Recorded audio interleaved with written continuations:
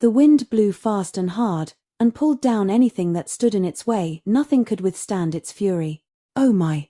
Avah and her mother cried in horror as they crouched in their poor dark hut. Not long afterwards, the forceful wind blew away the roof of their rickety old hut, and then in a matter of seconds, the entire wobbly hut was gone. Helplessly, they stood in the dark and cried, soaked, shivering, and afraid. A few minutes later, the lightning and thunder came to the party. Roo! Kaboom! Crack-a-boom! Greatly terrified, Avah and her mum ran to their neighbors and knocked on several doors, but no one opened the door. With nowhere else to go, they took refuge under a tree and waited for the rain to stop. After a few hours of heavy downpour, the heavy rain caused a flash flood.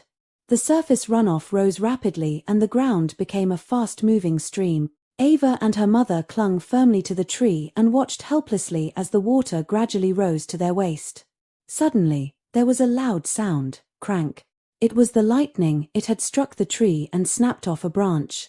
When they stared up in horror, Avah and her mother could see the tree branch coming down right at them. Within a blink of an eye, the tree branch came crashing down and knocked them into the flash flood which swept them into a river swollen with rushing water. Avah and her mother held on to a floating tree trunk and desperately called for help. As the tree trunk swung from side to side in the current, they clung on for dear life. Suddenly, the current in the river became stronger and the tree trunk was overridden by water. Avah was almost drowning because it was difficult swimming against such a forceful and hard-raging current. However, with every ounce of her strength, her mother grabbed onto Avah.